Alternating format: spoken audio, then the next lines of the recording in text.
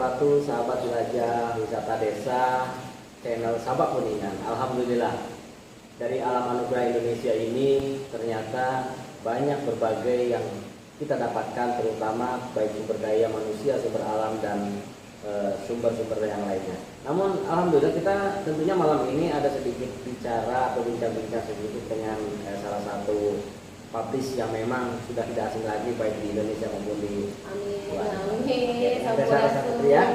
Oke, Rampes. Alhamdulillah, mungkin sedikit ya kedatangan Teh Sarah ini. Ya kan kita karena sama-sama orang Sunda. Kita ada di Kabupaten Kuningan dan juga inilah Kuningan apa adanya dan ada apanya. Waduh. Ya.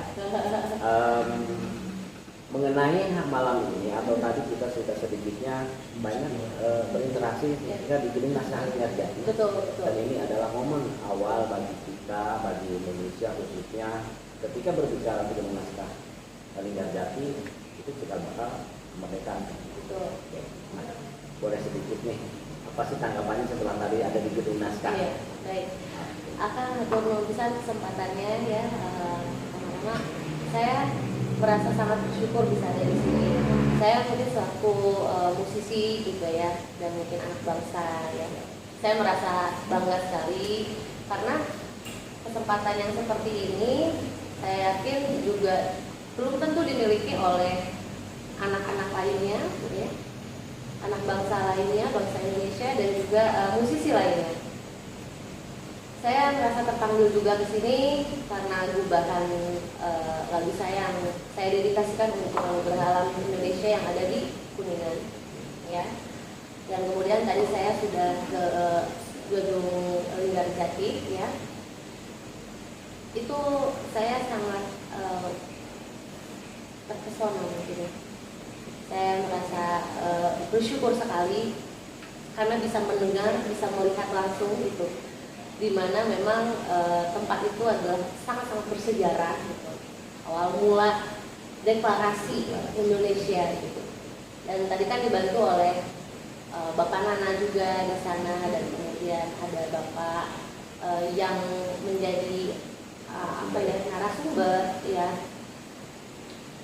Beliau menunjukkan di sebelah mana terjadinya gitu ya. Ada ruang untuk rapatnya, dan juga ada kamar tidurnya, kamar mandi gitu. Lalu saya melihat ada lukisan dan juga foto-foto real gitu pada masanya. Itu membuat saya seperti flashback kembali, walaupun saya tidak ada di situ ya sebenarnya pada saat itu gitu ya. Saya hanya merasakan gitu bahwa ini tuh energinya kuat banget gitu. Untuk saya berada di situ tuh, di sini tuh ada apa ya, grateful, apa ya, Haru. Ya campur aduk gitu. Jadi bahagia ada, haru ada, sempat merinding juga. Merinding itu karena alhamdulillah aku ada di sini gitu, menginjakan kaki di sini gitu. Karena tidak semua anak muda ya juga sebenarnya tertarik atau ya mungkin banyak wisata atau tempat lain yang lebih menarik gitu. Tapi menurut saya sebagai anak Indonesia kayaknya wajib sekali untuk ke sana gitu ya. Dan saya harap setiap sekolah nampaknya ya banyak juga yang mungkin kalau rekreasi, wisata rekreasi gitu, edukasi pasti menyempatkan untuk Linggarjati, dan itu bagus banget. Saya excited. Selaku anak bangsa, sekaligus seniman dan juga aktivis yang memang sudah terkenal, artinya kalau boleh sedikit flashback ke belakang, boleh dong kita dikit tentang kiprahnya dari mulai berkarir, cara ya sampai hari ini alunan harmonikanya ini memang sudah mendunia kan gitu ya. Amin Kang. Diharapkan memberikan support semangat buat talenta-talenta anak-anak di Indonesia, khususnya di Kabupaten Kuningan yang memang hari ini membutuhkan suatu mimpi yang arahnya dikit lah. Sebenarnya semuanya berawal dari mimpi ya. Jadi saya benar-benar ingin mengharumkan nama bangsa gitu ya. Jadi saya pengen bermanfaat. Intinya saya berjalan di atas tanah Indonesia ini, saya mimpinya adalah setidaknya saya bermanfaat. Jadi baik itu dari perilaku saya mungkin, atau mungkin dari karya-karya yang saya ubah gitu, saya harap semuanya ada manfaatnya. Baik itu kalaupun hanya 1 orang 2 orang pendengarnya, tapi yang penting saya bermanfaat gitu. Nah, dulu saya awal mula profesional sebagai musisi itu sebenarnya bukan harmonika dulu Kang, tapi Sarah nyanyi dulu gitu. Itu pahit manisnya sudah Sarah lalui waktu itu saya indie movement ya, indie dulu gitu. Saya suka nyanyi dari mama, dari papa nurun gitu ya. Terus SMA Sarah ikut-ikutan kan, ikut acara festival gitu. Bikin band bubar gitu ya. Oke. Terus akhirnya Sarah kerjasama dengan Sony Master, di mana itu bikin band namanya Bass Project. Waktu itu saya senang banget dikasih kesempatan untuk bikin video klip modelnya Raffi Ahmad waktu itu, Raffi gitu ya, Raffi. Nah terus tapi harus bubar juga itu. Oke, nggak apa-apa, jalan lagi indie, fokus lagi di Sarah Enso itu dulu. Terus Sarah ikutan lagi, dapat kesempatan lagi untuk kerjasama dengan MD Picture, khususnya di MD Musik ya. Nah itu kan film layar lebar tuh gitu, kayak misalnya lagu pertama itu yang Sarah isi adalah original soundtrack Manusia Harimau, dimana itu menjadi sinetron yang setiap hari ditayangkan di MNC TV.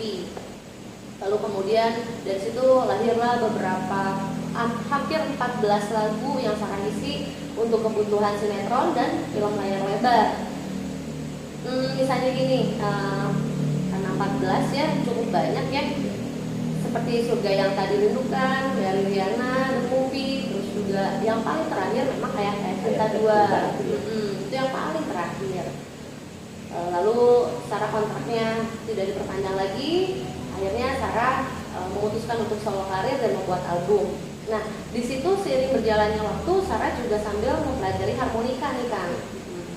Di tahun 2012, agak sedikit mundur dulu ceritanya, di tahun 2012 sampai saat ini Sarah main harmonika fokus. Iya, sambil nyanyi lah ya, harmonika nyanyi gitu. Kadang kalau misalnya lagi nyanyi gitu ya, habis nyanyi langsung ambil harmonika, jadi nggak ada jedanya gitu, jadi nggak menghela nafas, terus jadi nggak berhenti gitu ya. Nah itu tahun kemarin waktu pandemi Sarah dapat berkah. 2 bulan setelah pandemi kita nggak bisa bikin aktivitas ya yang mendatangkan banyak orang, tapi kita tetap virtual itu aktivitasnya tetap ada gitu ya kita sebagai musisi. Tapi tiba-tiba Sarah diminta untuk jadi endorser mewakili Indonesia oleh produk harmonika namanya Seidel, itu dari Jerman. Seidel ini adalah perusahaan atau company pertama di dunia. Sejak 1847 mereka sudah memproduksi harmonika yang disebarkan ke seluruh dunia dan digunakan sampai sekarang. Jujur kalau misalnya untuk kualitas, alhamdulillah memang masih nomor 1 peringkatnya. Begitu juga dengan harganya. Jadi Seidel ini adalah merek impian saya waktu dulu, waktu lagi awal-awal main harmonika, begitu. Dulu tuh pernah bermimpi, wah kapan ya saya gitu ya bisa dipromosikan lah, udah kepikiran bisa jadi endorser mah itu jauh banget. Tapi ternyata dulu pernah bermimpi, mungkin badan saya yang ngikutin gitu ya. Saya juga minta doa orang tua, terus minta sama Allah Subhanahu wa Ta'ala, ya Allah kalau memang rezeki saya di musik, mohon dibukakan pintunya, dibukakan jalannya, tolong berkati saya dan juga mohon arahannya gitu ya, mohon petunjukmu gitu. Ya ternyata memang musik memang harus saya tekuni gitu ya, karena saya merasa Saya di satu musik jiwa ya, satu jiwa. sudah satu jiwa. Orang yang merespon pun banyak, yang jadi pengen tahu harmonika pun banyak, yang pengen belajar harmonika juga alhamdulillah. Terus itu adalah apa ya, impian juga kan. Jadi si harmonika ini tuh saya berikan edukasi di YouTube channelnya saya, berharap supaya khususnya orang Indonesia itu at least tahu bahwa harmonika itu bisa lebih daripada betul itu loh Pak. Oke, kalau kita melihat riset yang tadi, ketika Pesara ini akan menjadi dutranya Indonesia dalam arti untuk anugerah alam kan itu. Terlebih hari ini kedatangan ke Kabupaten Kuningan, salah satunya adalah ada kunjungan wisata yang akan dibawa ke mancanegara. Betul. Misalkan itu. Betul. Ada 3 kawasan wisata, namun yang 2 nanti kita next time lah. Oke, Nah, iya. ini intinya ada sebuah pembelajaran bahwa bagi anak-anak bangsa ini kan banyak kreativitas sangat menentukan. Ya. Tentunya ketika melewati masa-masa, ada masa naik, ada masa turun. Betul, Kan betul, itu. betul ya. Apa yang membuat Pesara bisa support bangkit kan? Oh, Nah, itu kan penting. itu bagus Nah, sekali. Jadi gini, ini khususnya untuk Akang Teteh Kuningan ya, yang memang berprofesi atau senang dengan musik. Karena saat ini kita sedang diberikan cobaan pandemi ya mungkin ya, atau mungkin nanti di depan ada lagi, dan selalu seperti itu karena kehidupan itu pasti naik turun gitu. Saya berharap oke, kita concern di musik, kita fokus, tapi kita juga harus bisa menggali potensi diri gitu. Kita harus bisa mengenali diri sendiri. Kita tuh bisa apa aja sih gitu. Kita tuh interestingnya sama apa aja sih selain di musik misalnya. Karena saya yakin kecerdasan atau kemampuan satu orang itu sebenarnya memiliki banyak kecerdasan. Ini dari segmen kecerdasan ya Kang ya. Oke. Kalau misalnya istilah psikologi, jadi saya juga sebagai musisi tapi saya juga alumni psikologi, saya ngambil S1, nanti di tahun ini saya ngambil S2 psikologi di Bandung.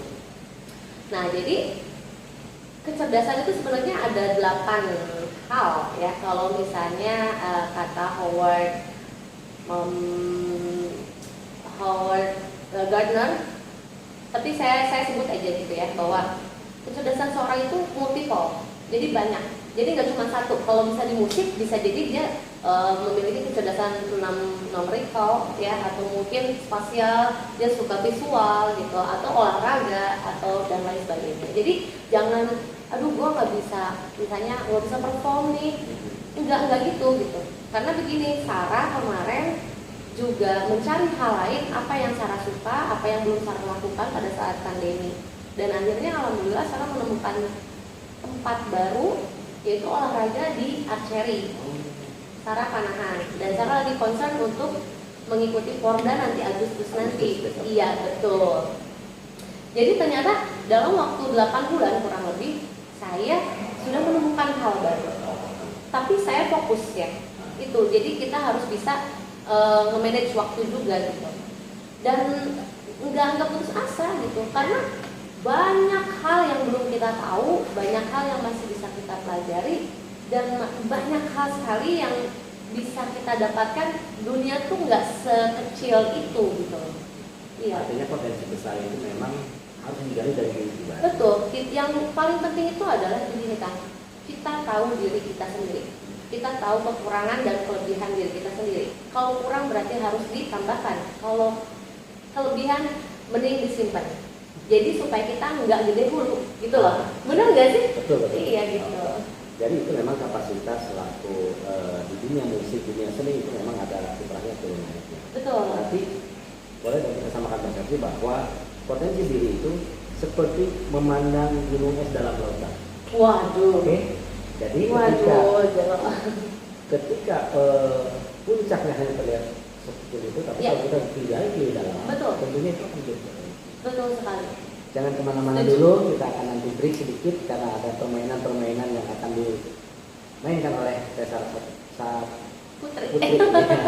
Tentunya dengan berbagai talenta, ada musik, ada olahraga dan lain sebagainya. Pokoknya top banget lah. Hari malam ini kita akan spesial untuk Kabupaten Kuningan, di mana potensi-potensi yang akan mendunia melalui Pesara Putri ini. Tadi kita sudah berbincang sedikit tentang bagaimana kiprahnya multi talenta yang dimiliki oleh salah satu ini. Dan memang hari ini juga kita pengen tahu ya, seperti apa permainan harmonika yang mengawali indah dan akhirnya bisa sampai mendunia. Amin ya. Kang berat amin amin.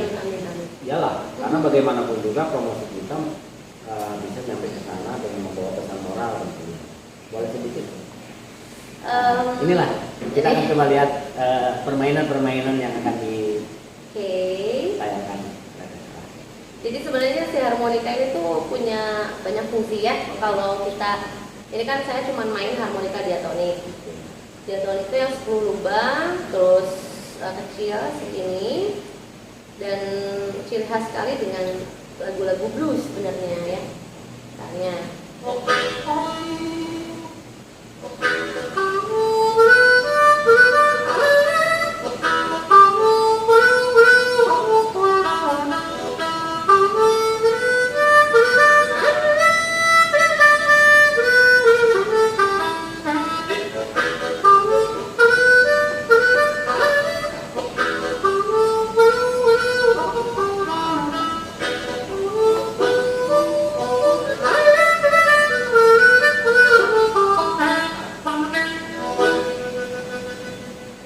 kayak gitu.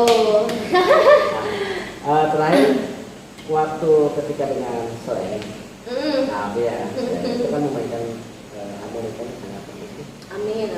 Sedikit saja. Boleh. Ya, lagu selain itu muncul kemudian harmonikanya. Karena mungkin masyarakat Indonesia sudah tahu lah bagaimana slang ini tercipta ketika duet dengan salah satu ini dalam harmonika gitu ya. Yang mana kan? Terlalu manis ya. Oh, terlalu manis.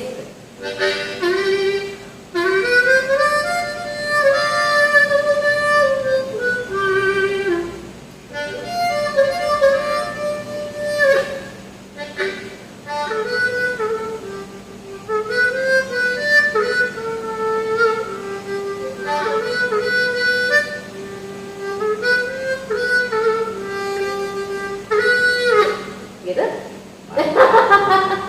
Nah itulah kalau pasti pencinta musik akan hafal bagaimana harmonika ini mengalun ketika di para penggemarnya, dan juga semoga kehadiran artis ini yang satu ini ke Kabupaten Kuningan minimal membawa dampak, membawa warna baru bagi wisata-wisata di Kabupaten Kuningan, karena Kuningan merupakan 40% dari sumber daya alam itu wisata. Maka kami bangga selaku anak Kabupaten Kuningan, anak Kuningan lah tentunya, terlebih anak Indonesia yang dimana sudah ada perwakilan yang bisa bermain di kancah internasional dengan membawa nuansa-nuansa wisata, membawa alunan musik dan lain sebagainya. Satu, harapannya seperti apa nih? Untuk Baik untuk Indonesia sendiri, untuk anak-anak muda, untuk apa sih yang akan juga, atau yang bisa mendorong mereka juga punya talenta yang harus digali kembali. Mungkin gini ya Kang, saya tahu persis gitu ya bahwa orang Indonesia tuh punya kemampuan yang luar biasa untuk para musisinya, untuk para pekerjanya, atau mungkin kita bisa bilang bahwa bangsa kita itu memang patut disamakan dengan bangsa lain ya. Bahkan saya kalau pedenya sih kita bisa lebih, karena Allah menciptakan manusia itu tidak pilih-pilih kasih gitu lah ya, saya yakin itu. Cuman untuk harapan begini, saya itu memainkan alat musik bukan dari Indonesia ya, tapi saya bawa harmonika ini gimana caranya supaya harmonika ini bisa mainin notasi-notasi Sunda misalnya ya.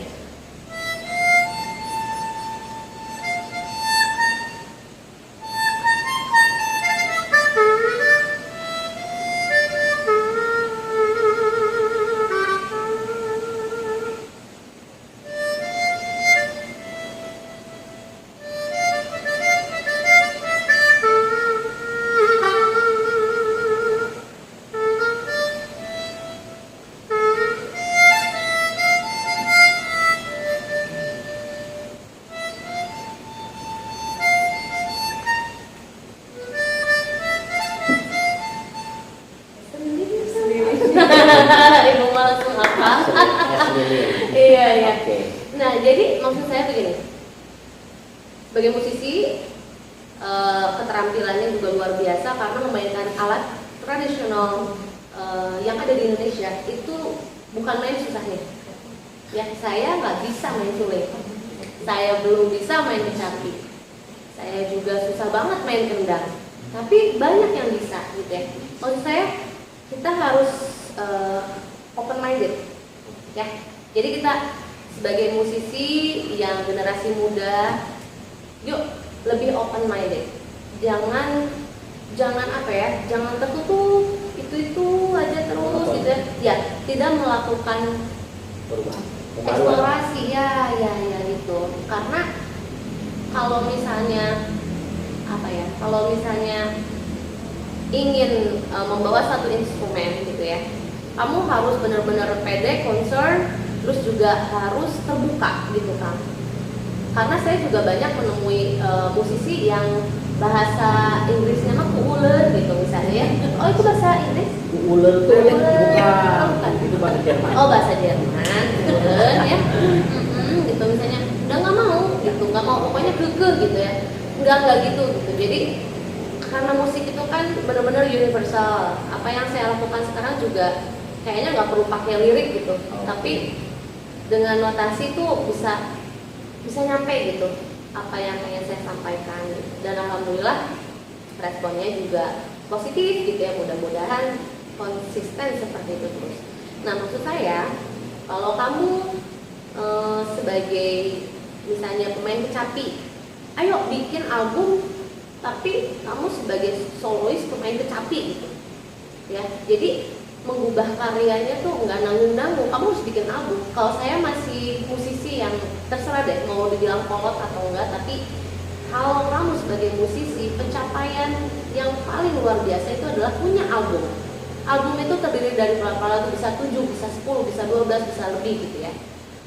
Walaupun sekarang eranya digital, satu single lepas, bisa aja, tapi enggak gitu. Kalau saya itu hanya seperti challenge buat kita para musisi. Kalau kamu beneran musisi, ya kamu harus punya album sendiri. Itu sih. Mau kamu ngeband, mau kamu solo, bikin album. Gitu, karena itu adalah proses kita.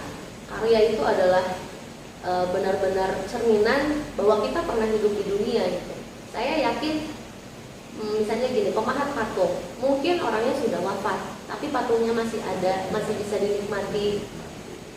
Itulah gitu, itu tanda kita pernah hidup di dunia tuh itu. Jadi ayo bikin karya itu sih.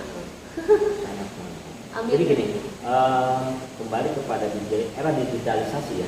Artinya karena bagaimanapun juga bangsa ini tradisi tradisional ini akan menghadapi era perubahan seiring dengan zaman digitalisasi. Iya. Kalau boleh dibilang bukan harapan, bagaimana antisipasi untuk menghadapi tradisional, digitalisasi, untuk mengcompare menjadi sebuah, ketika keutuhan keaslian dari jati diri sebuah wilayah dari tradisional itu bagaimana? Ada sedikit antisipasi mungkin dari kita untuk mengantisipasi hal-hal seperti itu. Karena ini tradisional berjalan, digitalisasi juga berjalan. Bagaimana mengcompare itu supaya keutuhan keasliannya terjaga lah?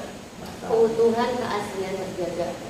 Sebenarnya sih adanya digital sekarang itu seharusnya menjadi hal yang jauh lebih mudah ya untuk kita gitu.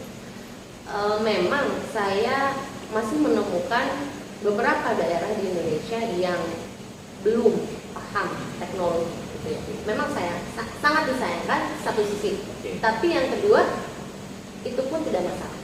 Ya misalnya gitu ya, ada musisi di daerah yang cukup jauh dari kota gitu ya, terus tidak bisa mengangkat musiknya ke digital misalnya, YouTube atau apapun. Kalau saya sih enggak ngotot ya, biarkan saja gitu. Kalau memang mengalir aja gitu pada saat yang tepat gitu ya. Kalau memang itu harus terblow up, akan terblow up gitu. Tapi untuk anak mudanya nih masalahnya, Baik, begini, musisi tradisional atau musik tradisional itu kan adalah warisan leluhur kita, dimana banyaknya praktisinya adalah orang tua kita. Belum tentu orang tua kita paham betul tentang digital. Anak mudanya harus bantu sebenarnya, harus support, harus bantu, harus mau. Sama seperti orang tua sedang mengajarkan kita waktu kita masih kecil. Ya, karena itu, jadi seperti dibalik gitu loh Pak. Nah, yang kedua, nggak masalah kalau misalnya gini. Saya kemarin sempat mana ya? Saya nggak tahu alat musik apa itu gitu misalnya, karena belum pernah lihat gitu sebelumnya. Tapi Tradisional. Karena mereka memang cuma di situ aja gitu mainnya. Nggak masalah juga. Maksud aku itu akan jadi ciri khas suatu daerah gitu loh kan. Ya kalau memang belum waktunya terblow up. Tapi itu akan menjadi kesan yang menarik untuk para wisatawan yang datang ke sana gitu justru. Jadi misalnya gini, kita yang mengabadikan, kita dari luar, tapi mereka sendiri nggak nge-vlog, nggak masalah, kan ada kita gitu loh. Jadi saling gitu, nggak apa-apa. Yang penting mereka tuh tetap terjaga keutuhannya, harmonisasi antar manusianya gitu. Kita sebagai wisata ya cukup menikmati, menghormati, menghargai, kita bantu, support, kita jauh lebih paham tentang teknologi ya kita bantu gitu.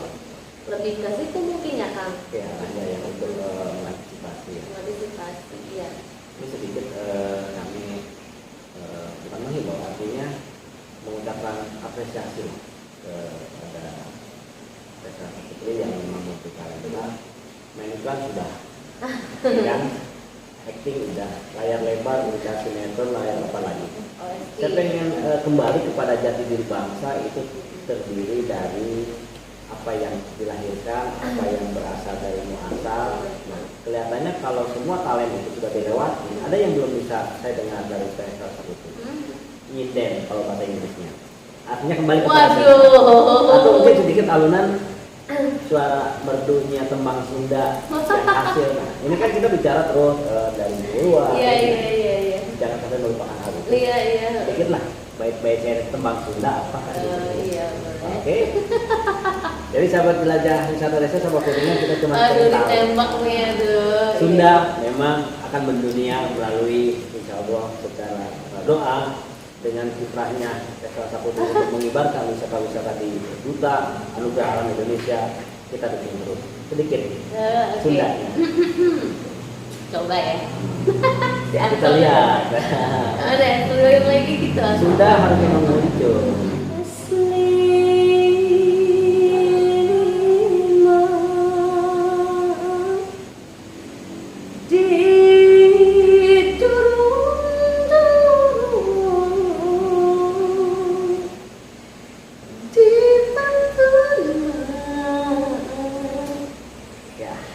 Segitu aja. Masuk aja jadi gitu. Dan inilah anak Indonesia yang punya bakat talenta yang sangat-sangat luar biasa, dan semoga menjadi cikal bakal penyemangat anak-anak bangsa yang hari ini mulai numbuh ya. Iya betul. Artinya sebagai semangat, spirit, juga kami kami dari redaksi mengucapkan terima kasih atas kesediaan waktu untuk meluangkan dan berbagi pemikiran. Mudah-mudahan ini menjadi sebuah pilot project bagi anak-anak bangsa Indonesia untuk berkiprah baik di dunia musik, seni, dan lain sebagainya. Iya betul. Oh ya kan, aku juga mau nambahin sedikit ya paling. Teknologi itu ada baik sama buruknya loh, gitu ya. Jadi kita juga harus bijaksana ya. Sebagai anak muda ini harus bijaksana sekali. Jangan termakan oleh waktu, jangan termakan oleh aplikasi yang kurang baik ya. Soalnya begini, saya kurang setuju kalau misalnya edukasi atau misalnya hal yang lebih bermanfaat ini justru jadi kalah viewersnya atau mungkin kalah laris dengan hal-hal yang bersifat pembodohan ya. Itu juga kita harus hati-hati. Jadi hidup itu nggak hanya tentang kesenangan aja, humor-humor aja gitu. Boleh kamu bersantai-santai, boleh kamu cari kesenangan, tapi cari yang bermanfaat lah at least gitu ya. Jangan kamu nggak cuma kamu, maksudnya kita semua harus bisa jaga nama baik kita sendiri, jaga nama baik bangsa Indonesia gitu. Jadi kita sedikit demi sedikit berani untuk menolak pembodohan. Itu aja dari saya. Jadi digitalisasi ini ibarat sebuah pisau. Betul. Bagaimana orang yang memegang pisau itu yang menggunakan. Iya, setuju Kang. Baik, terima kasih. Dan Terima kasih. hari ini saya sudah banyak ngobrol dengan Kak Putri. Doa kami dari anak-anak bangsa semoga bisa langsung melambungkan nama Indonesia, khususnya anugerah alam yang kita miliki. Doa terbaik buat Akang YouTube channelnya, dan untuk Akang Teteh yang ada di Kuningan, support terus YouTube channelnya Sabah Kuningan yang pastinya bakal hadir untuk terus mengangkat potensi-potensi daerah yang ada, potensi desa dan lain sebagainya yang ada di Kuningan. Ya, support terus. Tetap semangat, berkarya, bangsa dan negara hanya satu, untuk ibu berdiri. Terima kasih. Amin. Atur nuhun, Kang. Assalamualaikum warahmatullahi wabarakatuh. Waalaikumsalam.